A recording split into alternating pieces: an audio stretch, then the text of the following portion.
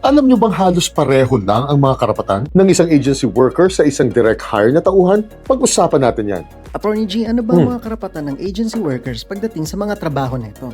Marami ito, pero mag-focus tayo sa tatlo. Una, security of tenure. Tandaan nyo na although pwedeng mag-request ng principal na papalitan kayo, hindi kayo pwedeng basta-basta na lang natatanggalan ng trabaho ng agency ninyo kung walang just cause or authorized cause ito laban sa inyo. At dapat dumaan pa rin sa due process o sa tamang proseso ito. Otherwise, obligasyon ng agency ninyo na i-redeploy kaagad kayo. At kapag hindi nila magawa sa loob ng 3 buwan ito, entitled na sa separation pay kayo. At mahigpit nang ipinagbabawal ng batas ang kontratang mala 555 na sardinas. O yung tipong puro 5 months lang ang kontrata ninyo at iniikot lang kayo upang hindi ma-regular kayo. At kapag mapatunayan ninyo na labor-only contracting lang ang ginawa sa inyo, o yung tipong wala namang sapat na kapital ang agency ninyo at halatang recruiter lang ito ng principal ninyo, obligado na ngayon ang principal ninyo na gawing regular kayo as soon as umabot ng 6 na buwan kayo sa trabaho. Pangalawa, salaries and benefits. Pareho lang ang karapatan ninyo at ng direct hire sa inyo pagdating sa sahod at benepisyo. Entitled sa minimum wage, overtime pay, night shift differential, 13th month pay at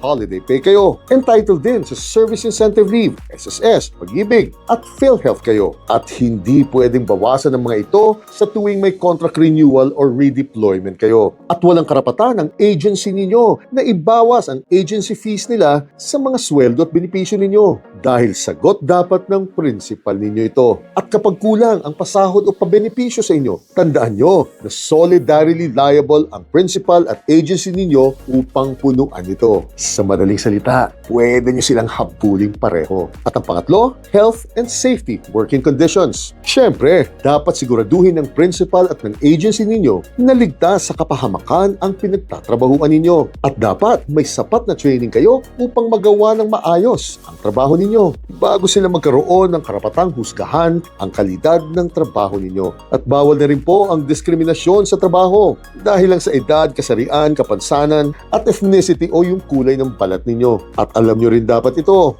may karapatan kayong huwag pumasok at manatili lang sa bahay ninyo kung may matinding karamdaman kayo o kung delikado na ang lagay ng panahon sa lugar ninyo. Bukas, pag-usapan naman natin ang mga ipinagbabawal na lakaran sa mga agency workers ng bayan. Gine!